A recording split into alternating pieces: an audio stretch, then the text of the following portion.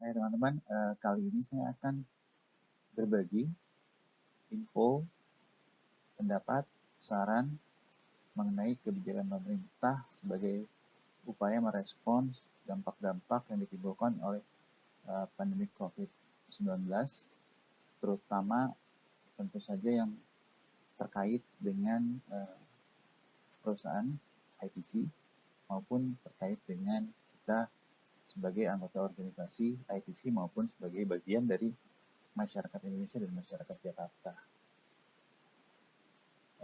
Baik, kita mulai saja sharing ini. Ya, pandemik COVID-19 mulai muncul di akhir tahun kemarin di Q4, dimulai dari Wuhan, kemudian menyebar ke berbagai negara di dunia ini.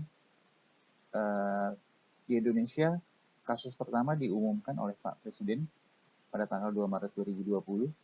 Waktu itu, kalau tidak salah ada 2 kasus di Depok, yang kemudian secara cepat melebar penularannya ke daerah-daerah lain di Indonesia, sehingga akhirnya mencapai 34 provinsi yang ada di Indonesia. Total kasus sampai saat ini, per tanggal 14 September jam 12 siang, ada 221.000 kasus di Indonesia dan diantaranya 55.926 kasus di Jakarta. Pandemi ini tentu saja sangat berimbas ke semua aspek kehidupan kita, kesehatan, keamanan, kenyamanan, dan tentu saja ekonomi, termasuk tentu saja kondisi ekonomi unit-unit usaha atau dalam hal ini perusahaan-perusahaan maupun individu, baik sebagai karyawan maupun sebagai pengusaha atau profesional, atau bahkan orang-orang yang belum mempunyai pekerjaan tetap. Update per 14 September 2020 selengkapnya adalah sebagai berikut. Kita bisa melihat new cases itu artinya adalah kasus baru yang ditemukan sejak 12.00 siang hari di tanggal 13 September sampai dengan jam 12.00 siang di tanggal 14 September 2020. Kita lihat penambahannya baik Indonesia maupun Jakarta. Total kasus ini maksudnya adalah total kasus semenjak kasus pertama diumumkan sampai dengan hari ini, jumlah yang sudah tertular COVID-19. Total recovery atau jumlah yang sembuh adalah total jumlah orang yang sudah terinfeksi, tertular, tapi kemudian dinyatakan sembuh, baik yang dirawat di rumah sakit, diisolasi di tempat-tempat tertentu seperti Wisma Atlet Kemayoran, ataupun yang sudah menjalani isolasi mandiri di rumah atau tempatnya masing-masing. Total death atau jumlah yang meninggal adalah jumlah orang yang dinyatakan meninggal yang disebabkan oleh COVID-19.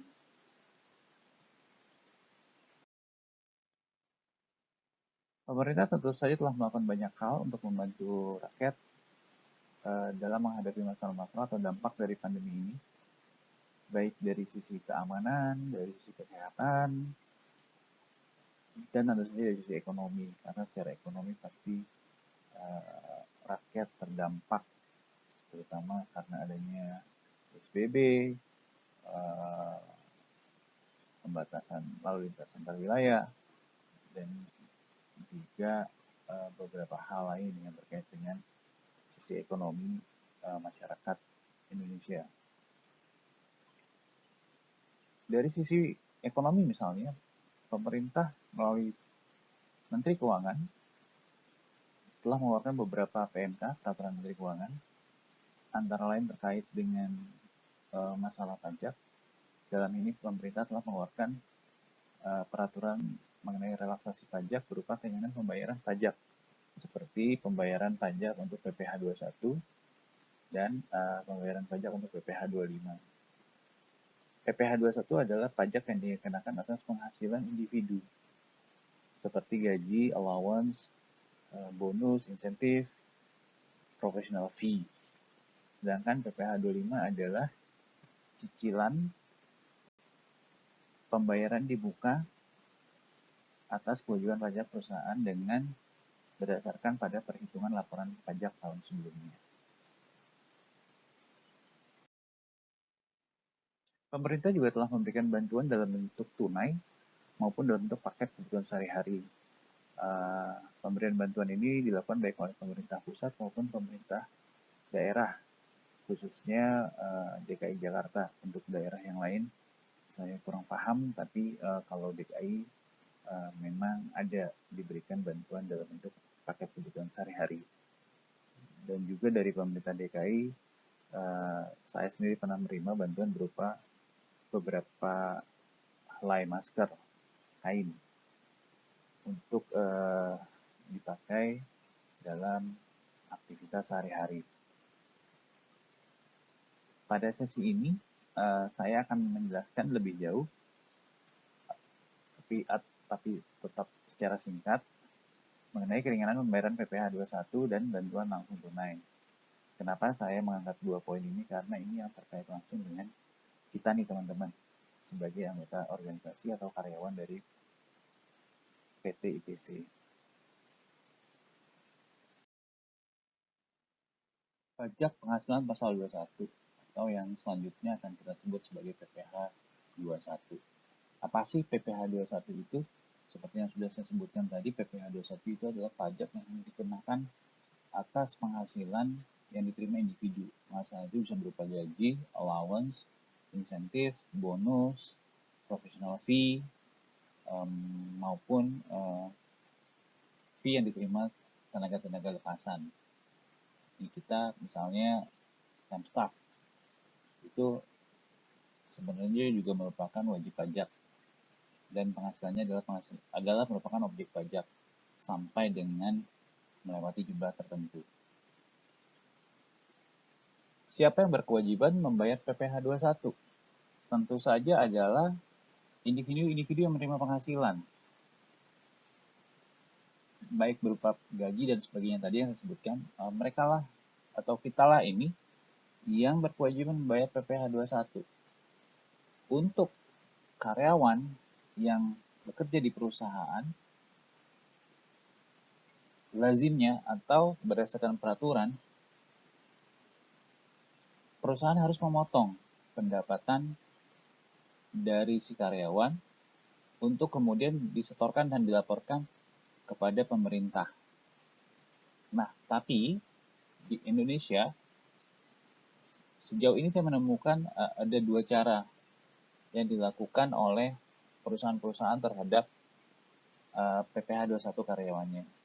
Yang pertama yang seperti tadi, jadi perusahaan memotong gaji karyawan untuk kemudian disetorkan sebagai setoran PPh 21.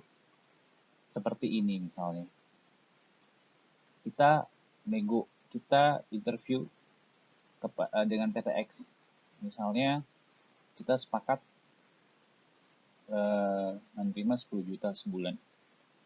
Nah, PT X ini kemudian akan memotong penghasilan kita dengan kewajiban pajak kita. Misalkan kewajiban pajak sebulannya 500.000, maka yang kita terima adalah 9.500.000. Asumsikan tidak ada potongan-potongan lain ya, seperti potongan BPJS dan sebagainya. Maka nego kita di awal yang 10 juta gaji kita itu sudah termasuk di dalamnya adalah kewajiban pajak kita. Jadi kita nerimanya nanti nggak 10 juta, tapi 10 juta dikurangi kewajiban pajak. Misalnya tadi adalah 500.000 kewajiban pajaknya, maka kita hanya akan menerima 9.500.000 per bulannya. Kedua, ada cara kedua yang juga dilakukan perusahaan. Dalam hal ini juga diterapkan oleh PT ITC. Jadi pada saat kita nego, pada saat akan direkrut dan nego untuk bekerja di perusahaan tersebut, di ITC misalnya, kita nego misalnya 10 juta. maka kita tetap akan menerima 10 juta setiap bulannya. Kenapa? Karena pada cara yang kedua ini, perusahaan menanggung dan membayarkan PPh 21 karyawannya dengan tidak memotong gaji si karyawan. Jadi pada saat teman-teman juga pasti sudah paham pada saat dulu masuk nego, kita sepakat di angka X misalnya, maka yang kita terima adalah X dengan asumsi sebelum dipotong BPJS pastinya dan potongan-potongan lain. Tapi kita tidak dipotong PPh 21-nya karena ITC menanggung PPh 21 atas karyawan. Di ITC yang ditanggung oleh perusahaan adalah PPh 21 atas gaji, allowance, dan THR. Sedangkan untuk insentif dan bonus, kita akan potong sesuai ketentuan. Seperti itu. Nah, bagaimana sekarang pengaruhnya nih relaksasi pajak atas PPh 21 terhadap karyawan dan perusahaan? Relaksasi pajak ini adalah seperti ini ya teman-teman. Pemerintah menanggung sebagian PPh 21 karyawan. Jadi misalkan sebelum pandemik, sebelum PMK ini keluar, ITC membayarkan total PPh 21 per bulan misalkan 15 juta. Maka sekarang kita hanya membayarkan 10 juta misalnya. Karena yang 5 juta ditanggung oleh pemerintah. Seperti itu. Nah, apa ini dampaknya terhadap karyawan dan perusahaan? Buat perusahaan pasti ada. Karena bayangkan yang biasanya kita bayar, perusahaan bayar 15 juta, sekarang kita cuma bayar 10 juta. Berarti ada efisiensi di situ. 5 juta efisiensi dari pembayaran pajak. Kemudian bagaimana dengan karyawan? Karena ITC yang menanggung pembayaran pajak karyawan dengan tidak memotong gaji karyawan, maka otomatis relaksasi ini, kebijakan ini tidak berpengaruh kepada penghasilan perusahaan, penghasilan karyawan maksud saya. Karena dari awal gaji kita tidak terganggu oleh kewajiban PPh 21. Jadi pada saat ada relaksasi PPh 21 seperti ini, maka buat karyawan tidak ada pengaruhnya. Jadi adalah salah kalau dia berpikir, nih kan ITC udah berkurang nih bayar pajaknya, berarti gaji kita mestinya naik dong. Itu salah teman-teman. Karena ya itu tadi, sejak awal kita masuk, PPh 21 kita sudah ditanggung oleh perusahaan. Tidak dipotongkan dari gaji kita. Jadi sekali lagi, supaya lebih jelas, relaksasi pajak PPh 21 berupa pembayaran sebagian kewajiban PPh 21 oleh pemerintah sehingga mengurangi kewajiban perusahaan. Hal ini memang berdampak kepada cost efisiensi perusahaan, tapi tidak berdampak sama sekali terhadap kita sebagai karyawan ITC. Jadi sudah jelas ya teman-teman.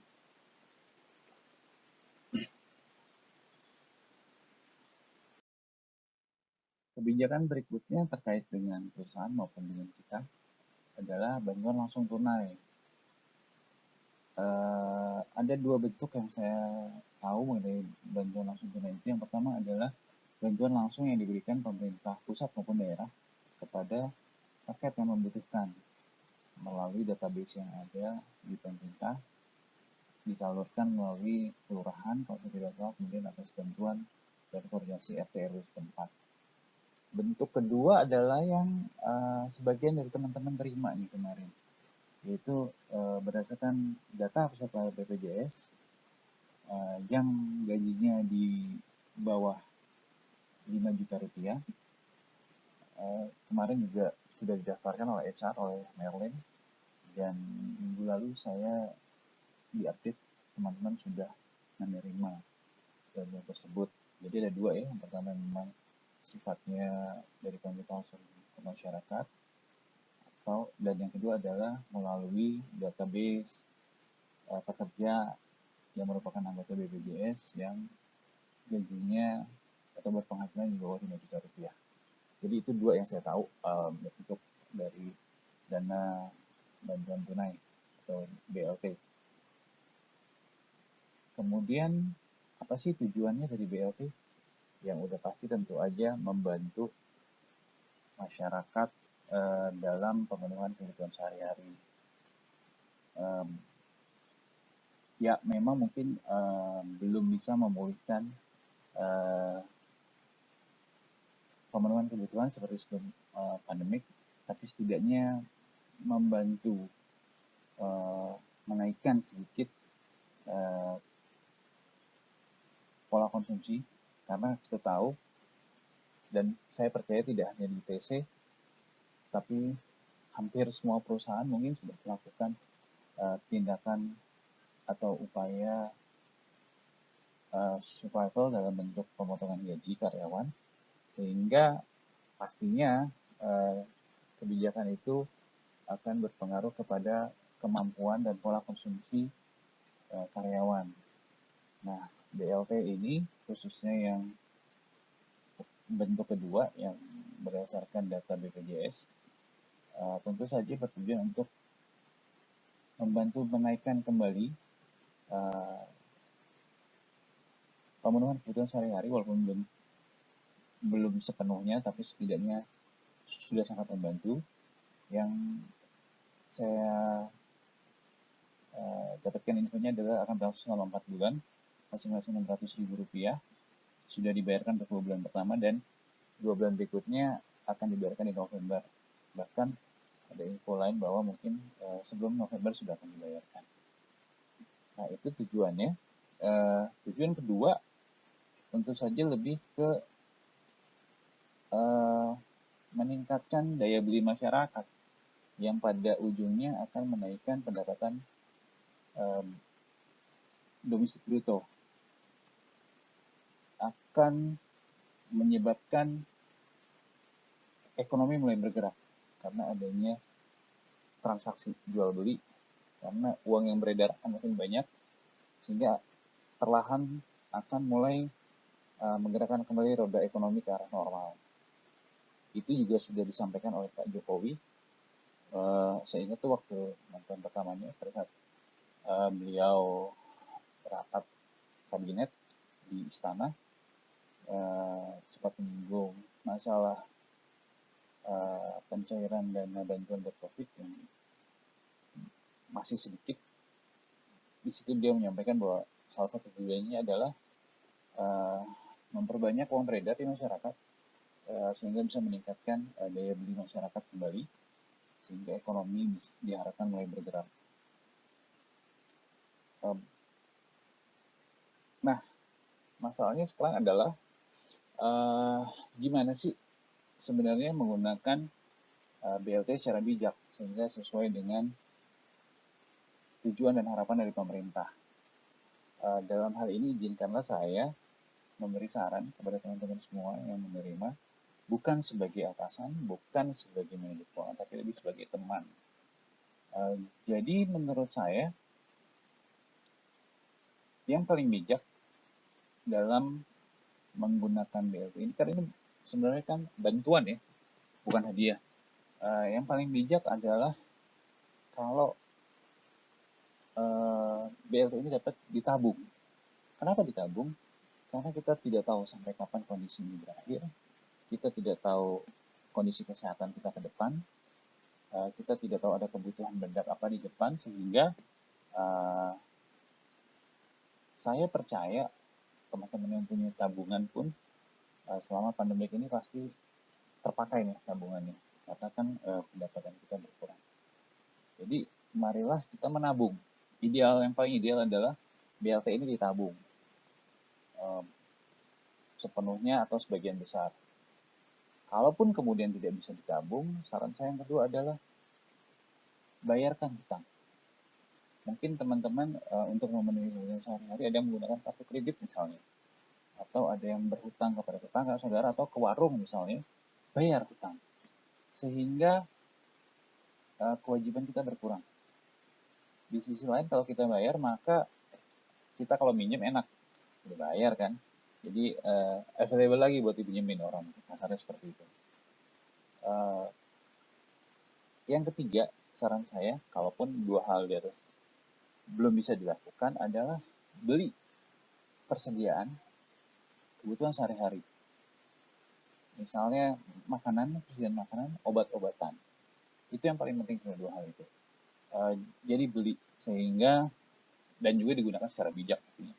Jangan mentang-mentang ada stok terus kita berlebihan juga, nggak gitu juga ceritanya. Jadi beli persediaan yang kira-kira kita butuhin ke depan. Sehingga pada saatnya nanti kita kalau lagi bokeh gitu ya, kita udah punya nih makanan, jadi kita nggak usah pusing lagi beli, nggak usah ngutang lagi di warung, tapi kita udah punya makanan. Kemudian juga mungkin kita bisa membeli untuk kebutuhan lain tapi yang memang diperlukan selain makanan dan obat. Misalnya selama ini anak kita kesulitan belajar online karena rebutan handphone dengan ibunya misalnya. Tidak ada salahnya kita membeli handphone, tapi sesuai kebutuhan. Yang jadi salah adalah pada saat kita menerima BLT ini, kita beli handphone sekedar buat mengganti handphone kita yang lama, yang masih baik-baik aja. Yang lebih repotnya lagi adalah ketika BLT terima 1,2, beli handphonenya seharga 3 juta. Jadi bukan ngurangin utang, malah nambahin utang. Gara-gara dapat duit 1,2, cuman sekedar pengen ganti handphone, kita malah nambah utang 1,8. Bayangkan misalkan uh, itu kita pinjam dari tetangga misalnya gitu ya, atau kita pakai kartu kredit. Berarti ada plafon kita yang sudah kepakai sebesar 1,8. Ada kewajiban kita membayar 1,8 dan cicil. Yang ada duit yang kita dapat bukan menambah lega kita, malah menambah sempit kita karena kita tidak bijak dalam menggunakannya. Terus kemudian mungkin teman-teman bertanya, berarti kita nggak boleh dong nikmatin 1,2 itu atau 2,4 yang karena akan diterima selama 4 bulan ya. Ya boleh, boleh aja. Misalnya kita terima 600.000 atau 1,2. Iya nggak ada salahnya juga misalnya makan enak lah, lebih enak dari biasanya gitu ya. Habisin 100.000 misalnya dari 600.000 itu atau dari 1,2 itu buat sedikit makan lebih enak lah gitu ya misalnya. Nggak ada yang salah gitu. Tapi proporsional tentu aja. Jangan terus terima 1,2 dipakai buat makan enaknya 800.000 sehingga tersisa 400.000 gitu loh. Nanti giliran butuh kejut-kejut kita cari utangan lah segala macem lah. Padahal di saat kayak gini saya rasa semua orang juga susah gitu. Semua orang juga lagi berhemat, akan susah banget gitu.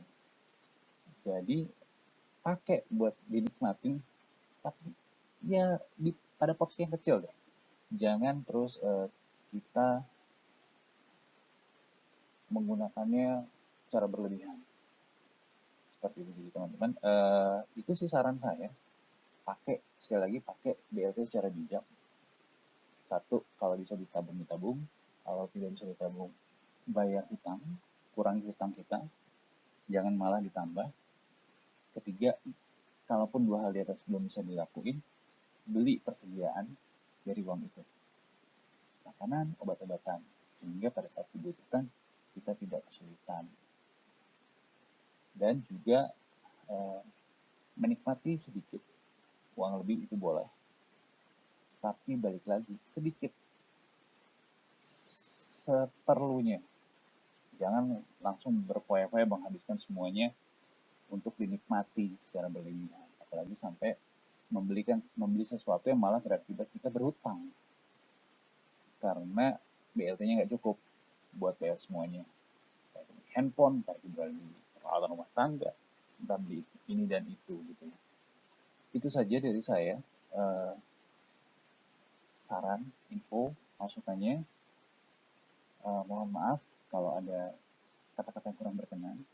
Untuk komen, pertanyaan, dan sebagainya silahkan ditulis di komen di Bittrex ini. Terima kasih.